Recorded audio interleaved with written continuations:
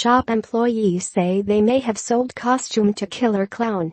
More than 27 years ago, a woman died after she was shot at her front door by someone dressed as a clown, and a former costume store employee says there is a strong possibility that the woman's accused murderer bought the outfit at her shop.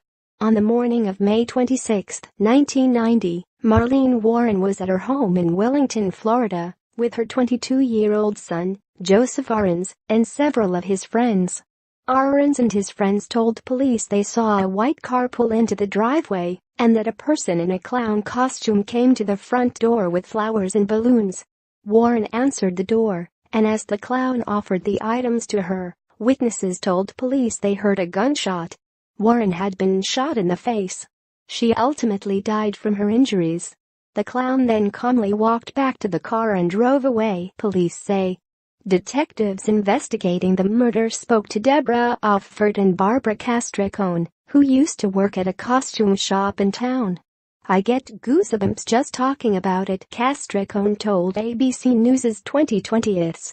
They recall that a day or two before the murder, a last-minute customer arrived after 6 p.m. when the door to the store was locked. "I need to buy a costume," the customer said, according to Offord, who then replied, "Can you come back tomorrow? We're closed." "No, I really need this tonight. I need to get a costume tonight," Offord remembered the customer saying. Offord said the customer also insisted that the costume had to be circus wear.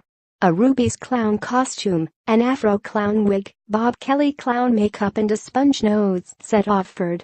Shortly after the shooting, a detective called and started asking questions about the sale.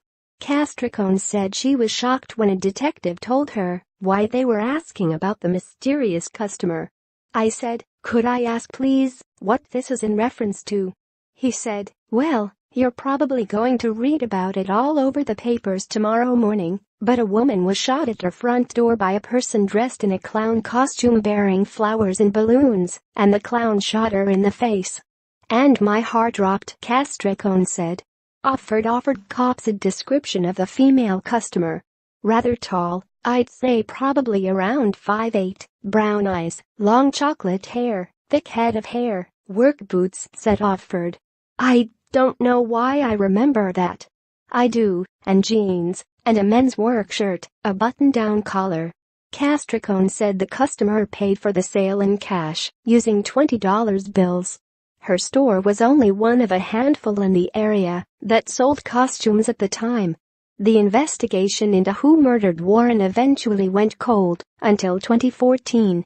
As a result of the ensuing investigation, police found and arrested Sheila Keene Warren on September 27, 2017, in Virginia.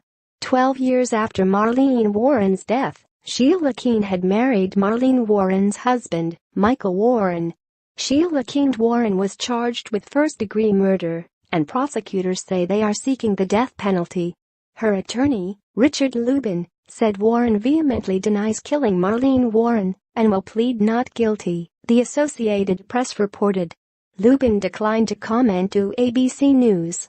Michael Warren recently told ABC News, "She's as falsely accused, and this is very serious and very unfair." Watch the full story at ABC News' 2020 on Friday at 10 p.m. Eastern Time.